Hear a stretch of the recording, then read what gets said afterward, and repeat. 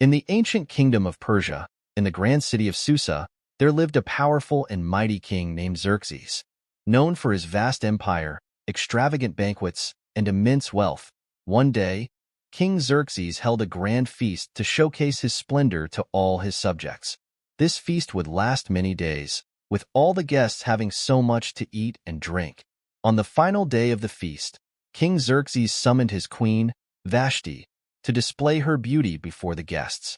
But Queen Vashti refused to be paraded in front of the king's drunken revelers, an act of defiance that would change the course of history. Furious at her disobedience, King Xerxes decreed that Vashti would be banished from his presence forever. The search for a new queen to take her place began, a process that would span the entire kingdom. The king's decree echoed throughout the land, and young women from all corners of the kingdom were brought to the palace. The selection process was rigorous, as the king sought a new queen who would embody grace, beauty, and wisdom. Among them was Esther, a young Jewish orphan of remarkable beauty and kindness. She was brought to the palace by her cousin Mordecai, who had raised her as his own daughter. Esther's humility and charm quickly won the favor of Haggai, the king's eunuch in charge of the harem, who gave her special treatment and advice. Mordecai loved Esther dearly and had always believed she was destined for great things. Yet, as Esther was taken to the palace, a cloud of uncertainty hung over the Jewish people in Persia. They were a minority, often subject to suspicion and prejudice. Esther, you are special. Remember our people and our God in everything you do. I will, Mordecai. I promise. With her grace and humility, Esther stood out among the candidates. Haggai, who saw her potential, gave her the best accommodations and beauty treatments. He even gave her servants to look after her during the selection process. This process lasted for a year, and during this time, Esther followed all the advice of Haggai. Soon, it was Esther's turn to meet the king. When Esther stood before King Xerxes, he was immediately struck by her beauty and grace. The king chose Esther to be his new queen and ordered a great banquet to be prepared in her honor, with a day of holiday given to everyone in the kingdom. But Esther's journey was far from over, as the king did not know of her Jewish origin. One day, while at the palace gates, Mordecai overheard a plot to assassinate the king. He quickly sent word to Esther, who informed the king, saving his life. This act of loyalty was recorded in the royal chronicles. Meanwhile, the Jewish people in Susa lived in a state of constant worry. Their future was uncertain, and they often faced hostility from others. Little did they know that a greater threat was on the horizon. Haman, the king's advisor, was a man filled with hatred and deceit. He harbored a deep-seated animosity towards the Jews, particularly Mordecai, who refused to bow to him. Haman devised a plan to destroy all the Jewish people in the kingdom. He convinced King Xerxes to issue a decree to annihilate all Jews in the empire. He cast lots, or Purim, to choose the fateful day. King Xerxes, unaware of the true impact of this decree, granted Haman his wish, sealing the fate of the Jewish people. The decree was sent out across the empire. Mordecai, Esther's cousin and a wise man, learned of the terrible decree. Fear and sorrow gripped the Jewish community. Mordecai knew that only one person could save them, Queen Esther. He sent word to her, urging her to plead with the king for their lives. Esther, you must go to the king. Reveal your identity and beg for mercy for our people. Do not think that you will escape because you are in the king's house. But, Mordecai, anyone who approaches the king without being summoned is put to death, unless the king extends his golden scepter. I haven't been called to him for 30 days. If you remain silent, relief and deliverance for the Jews will arise from another place, but you and your father's family will perish. And who knows but that you have come to your royal position for such a time as this?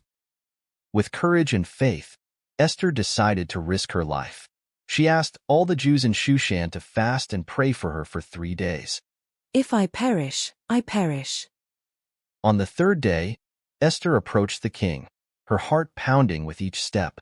King Xerxes saw Esther and, to her relief, extended his golden scepter.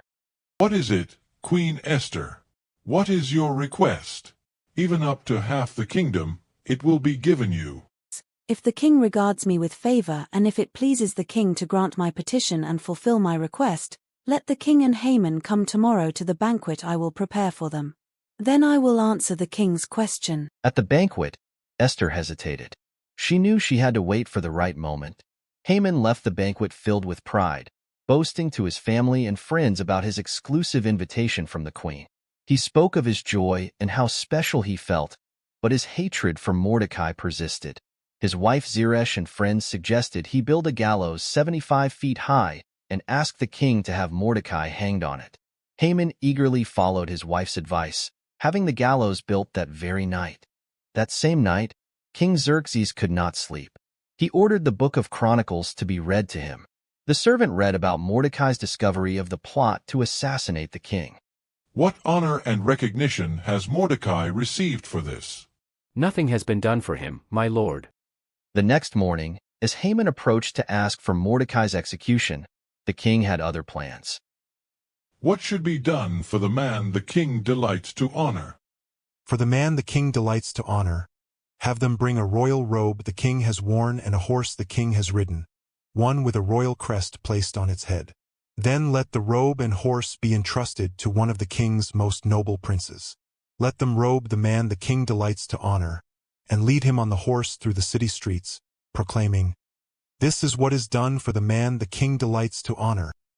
Go at once, get the robe and the horse, and do just as you have suggested for Mordecai the Jew, who sits at the king's gate. Do not neglect anything you have recommended. Haman's face fell as he realized his fate. He had no choice but to obey, leading Mordecai through the streets in a humiliating display of honor. At the second banquet, King Xerxes again asked Esther for her request. What is your request? Even up to half the kingdom, it will be granted. "If I have found favor with you, your majesty, and if it pleases you, grant me my life, this is my petition. And spare my people, this is my request. For I and my people have been sold to be destroyed, killed, and annihilated." Who is he? Where is he, the man who has dared to do such a thing? "An adversary and enemy, this vile Haman." King Xerxes, enraged, stormed out into the garden. Haman, realizing his doom, begged Esther for his life. The king returned to see Haman falling on the couch where Esther reclined. Will he even molest the queen while she is with me in the house? One of the eunuchs spoke up, informing the king of the gallows Haman had built for Mordecai. Hang him on it. King Xerxes gave Haman's estate to Esther and elevated Mordecai to Haman's position. At Esther's request, he issued a new decree allowing the Jews to defend themselves against their enemies. The day intended for their destruction became a day of victory and joy for the Jews. The Jewish people celebrated their deliverance with feasting and gladness, establishing the festival of Purim to commemorate their triumph over adversity. Esther's courage and Mordecai's wisdom had saved their people, ensuring their place in history. And so, the story of Esther, a tale of bravery, faith, and redemption, echoed through the ages, reminding all that even in the darkest times, hope and courage can light the way.